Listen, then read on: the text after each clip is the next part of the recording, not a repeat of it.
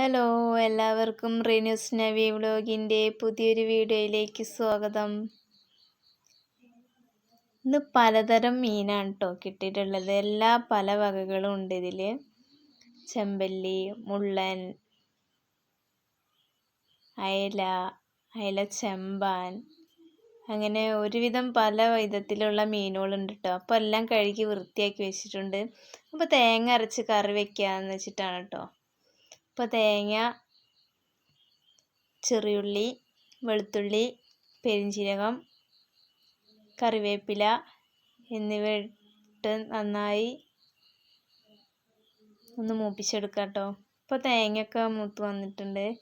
ഇനി ഇതിലേക്ക് മുളക് പൊടി, മഞ്ഞൾപ്പൊടി, മല്ലിപ്പൊടി എന്നിവ ചേർത്ത് നന്നായി ഈ പൊടികളൊക്കെ ഒന്ന് ചൂടാക്കി എടുക്കാം കേട്ടോ. ഇപ്പോൾ പൊടികളൊക്കെ നന്നായി ചൂടായി വന്നിട്ടുണ്ട്. എന്നിട്ട് നമുക്ക് തക്കാളി, പച്ചമുളകൊക്കെ ഒന്ന് അരിഞ്ഞിട്ട് ഇടാം. ഇപ്പം നമ്മുടെ അരപ്പൊക്കെ അരച്ചെടുത്തിട്ടുണ്ട്. ഇനി തേങ്ങ ഇതിലേക്ക് ഒഴിച്ചു കൊടുക്കാം കേട്ടോ, പാത്രത്തിലേക്ക്. ഇപ്പോൾ നമ്മൾ പുളിയിലാണ് കേട്ടോ വെക്കണത് കറി, പുളി ഒഴിച്ചിട്ട്. കുടംപുളി ഉണ്ട്, പക്ഷെ പലവക ആയ കാരണം കുടംപുളി എടുത്തില്ല, പുളി എടുക്കാമെന്ന് വിചാരിച്ചു. അപ്പോൾ ആദ്യം തന്നെ പുളി വെള്ളത്തിലിട്ട് വെച്ചിരുന്നു.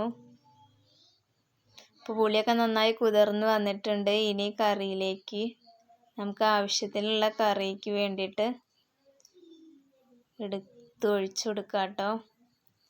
ഇനി ആവശ്യത്തിന് വേണ്ട ഉപ്പിട്ട് കൊടുക്കുക. ഇപ്പോൾ ഉപ്പൊക്കെ ഉണ്ട്, ആവശ്യത്തിന് വെള്ളമൊക്കെ ഒഴിച്ചു. കറി നന്നായി ലൂസായി പോവാതെ അത്യാവശ്യം കട്ടിയിൽ തന്നെ ആയിട്ടാണ് കറി ഉണ്ടാക്കിയത് കേട്ടോ. ഇത് കണ്ടോ. ഇനി നമുക്കത് അടുപ്പത്തേക്ക് വെക്കാം കേട്ടോ. ഇപ്പോൾ നമ്മുടെ കറിയൊക്കെ തിളച്ച് വന്നിട്ടുണ്ട്. അപ്പോൾ നമുക്ക് തുറന്ന് നോക്കാം. ഇപ്പോൾ ഉപ്പൊക്കെ നോക്കി, ഉപ്പെല്ലാം കറക്റ്റാണ്. ഇനി ഈ കറി ഒന്ന് വറ്റി വരണം കേട്ടോ. അപ്പോഴേക്കും അതിൻ്റെ മുളകിൻ്റെ കുത്തും എല്ലാതൊന്ന് പോയി കഴിഞ്ഞാലേ നമ്മുടെ കറി ഒരു ടേസ്റ്റ് കിട്ടുള്ളൂ. ഇപ്പോൾ നോക്കിയപ്പോൾ നമ്മുടെ കറി വറ്റി വന്നിട്ടുണ്ട്. ഇനി നമുക്ക് ഇതിലേക്ക് മീൻ ഇട്ട് കൊടുക്കാം കേട്ടോ. ഇപ്പോൾ എല്ലാ പലവക മീനുകളും ഇട്ട് കൊടുത്തിട്ടുണ്ട്. ഇപ്പോൾ മീനൊന്ന് ജസ്റ്റ് ഒന്ന് ഇളക്കി കൊടുത്തു. മീൻ ഉടഞ്ഞു പോകാൻ പാടില്ലല്ലോ വെച്ചിട്ട് ഇനി മൂടി വെക്കാം കേട്ടോ. ഇപ്പോൾ നമ്മുടെ കറിയൊക്കെ ആയിട്ടുണ്ട്, മീനൊക്കെ വെന്ത് വന്നിട്ടുണ്ട്. നമുക്ക് കറിവേപ്പില ഇട്ട് കൊടുക്കാം. ഇപ്പോൾ ഇതാണ് നമ്മുടെ പലവക കറി. ഇപ്പോൾ നല്ല ടേസ്റ്റുള്ള കറിയായിരുന്നു.